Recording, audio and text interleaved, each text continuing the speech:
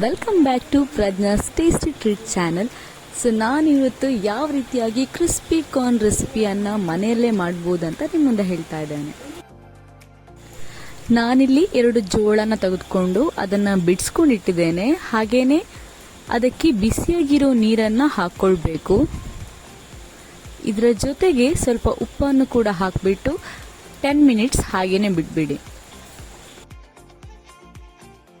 ನಂತರ ಇದನ್ನು ಸ್ಟ್ರೈನರಲ್ಲಿ ಸೋಸ್ಕೊಳ್ಬೇಕು. ನೋಡಿ, ನಾನು ಇದನ್ನು ಒಂದು ಪ್ಲೇಟಿಗೆ ಹಾಕಿಬಿಟ್ಟು 4 ಟೇಬಲ್ ಸ್ಪೂನ್ ಕಾರ್ನ್ ಫ್ಲೋರ್ ಅನ್ನು ಆಡ್ ಮಾಡ್ತಾ ಇದ್ದೇನೆ. ಇದನ್ನು ಒಳ್ಳೆ ರೀತಿಯಲ್ಲಿ ಮಿಕ್ಸ್ ಮಾಡ್ಕೊಳ್ಬೇಕು. ಹಾಗೇನೆ ನೀರನ್ನು ಇಲ್ಲಿ ಆಡ್ ಮಾಡ್ಕೊಳ್ಬೇಡಿ.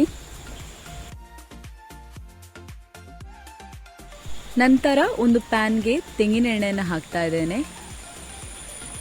ತೆಂಗಿನ ಎಣ್ಣೆಯನ್ನು ಹಾಕಿದಷ್ಟು ರುಚಿ ಇನ್ನೂ ಚೆನ್ನಾಗಿ ಬರುತ್ತೆ.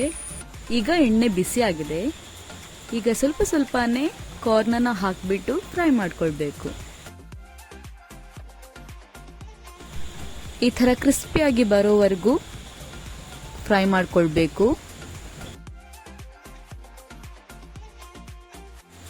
ಈಗ ಇದು ಫ್ರೈ ಆಗೋಗಿದೆ. ಇದನ್ನು ಒಂದು ಬೌಲಿಗೆ ಹಾಕ್ತಾ ಇದ್ದೇನೆ. ಇದಕ್ಕೆ ಕಟ್ ಮಾಡಿಕೊಂಡಿರುವಂತಹ ಆನಿಯನ್, ಅದೇ ರೀತಿ ಕೊತ್ತಂಬರಿ ಸೊಪ್ಪನ್ನು ಆಡ್ ಮಾಡ್ಕೊಳ್ತಾ ಇದ್ದೇನೆ. ಹಾಗೆಯೇ ಸ್ವಲ್ಪ ಚಿಲ್ಲಿ ಪೌಡರ್, ಚಾಟ್ ಮಸಾಲ, ರುಚಿಗೆ ತಕ್ಕಷ್ಟು ಉಪ್ಪು, ಅದೇ ರೀತಿ ನಿಂಬೆ ರಸವನ್ನು ಹಾಕೊಳ್ತಾ ಇದ್ದೇನೆ.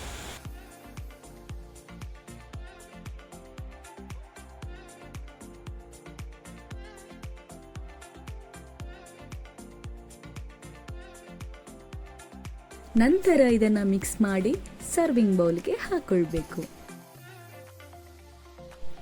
ಇದನ್ನು ತಿನ್ನೋದಕ್ಕೆ ತುಂಬಾನೇ ಕ್ರಿಸ್ಪಿಯಾಗಿ ಹಾಗೇನೆ ಟೇಸ್ಟಿಯಾಗಿ ಕೂಡ ಇರುತ್ತೆ. ನೀವು ಒಮ್ಮೆ ಮನೆಯಲ್ಲಿ ಟ್ರೈ ಮಾಡಿ.